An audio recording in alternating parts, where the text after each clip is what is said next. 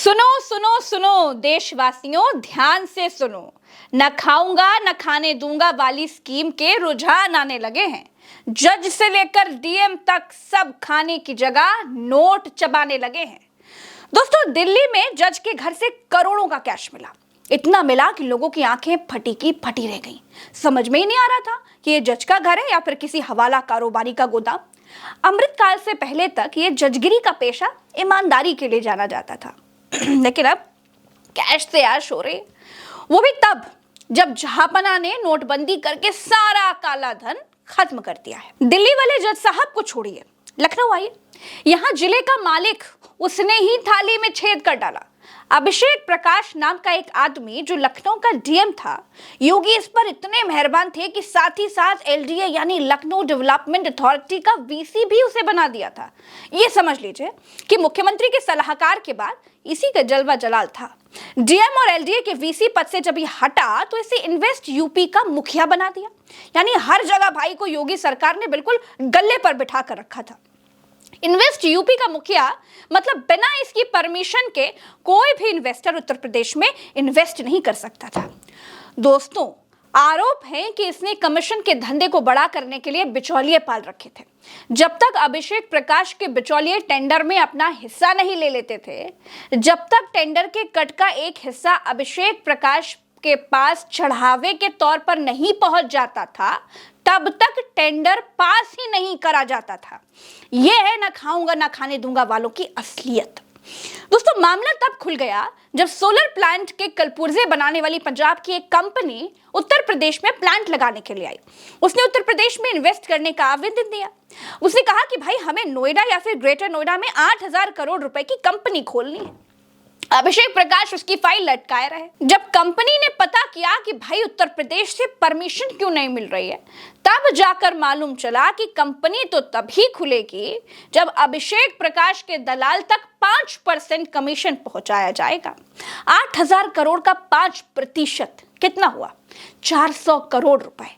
अब आप देखिए, अमृतकाल में न खाऊंगा न खाने दूंगा वाली सरकार में 100, 200, 500, 50,000 नहीं भैया, घूस चल रही है सीधे 400 करोड़ की।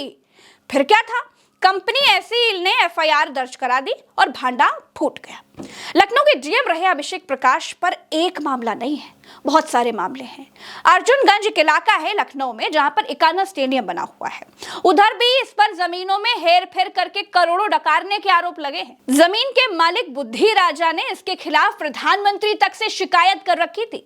मेरठ का रहने वाला 10वीं पास निकांत इसके लिए दलाली करता था। दोस्तों, मैं 2020 से 21 के आसपास की एक बात बताती हूँ। जब कोरोना काल चल रहा था, उस दौरान लखनऊ के भीतर जब मैं रिपोर्टिंग कर रही थी, उस समय मजदूर पैदल जा रहे थे, पलायन कर रहे थे। मैंने इसको लोगों की मदद के लिए कई फोन किए। इसने मेरे फोन उठाए और हमेशा यही कहता था कि मदद की जाएगी, लेकिन किसी की मदद इसने नहीं कराई। मुझे क्या मालूम था दोस्तों, ये कट लेने वाला, घूस लेने वाला, पैसा खाने वाला डीएम था जो करोड़ों डकार रहा था। वो गरीब मजदूरों की क्या ही मदद करता। और सुनिए, इस पर आरोप है कि ये सरकारी जमीनें अपने चिंटू पिंटुओं के नाम पर करा देता था और फिर जब उस जमीन पर सरकारी सड़क या फिर कोई भी परियोजना पास हो जाती थी तो उस जमीन पर सरकार से मुआवजा दिला देता था।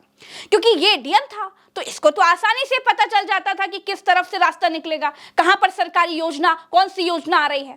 ये है न खाऊंगा न खाने दूंगा की असली स्कीम। मन तो करता है कि मेरे प्रदेश उत्तर प्रदेश को खोखला करने वाले घूसखोरों को, यूपी को लूटने वाले लुटेरों को चप्पलों से मारो, लेकिन पत्रकारिता की एक सीमा है।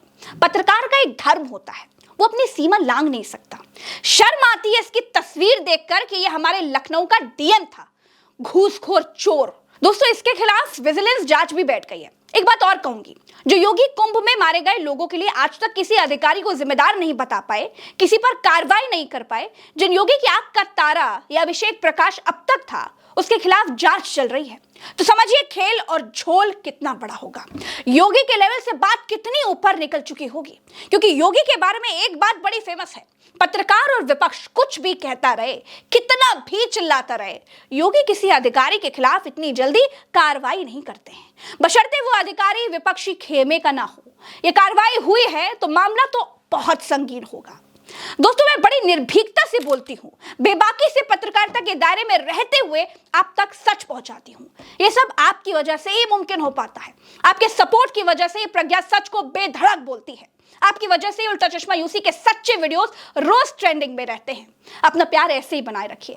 ग्राउंड से लेकर के स्टूडियो तक मैं अपनी बात ऐसे ही उठाती रहूंगी। बहुत सारे लोग मुझसे नाराज हो जाते हैं, तो देखिए, एक निवेदन करना चाहती हूँ दोस्तों, मैं अकेले सब जगह पर नहीं पहुंच सकती, मेरे लिए संभव नहीं हो पाता है। अगर किसी साथी की परेशानी सच्ची है तो हमें मेल कर सकता है।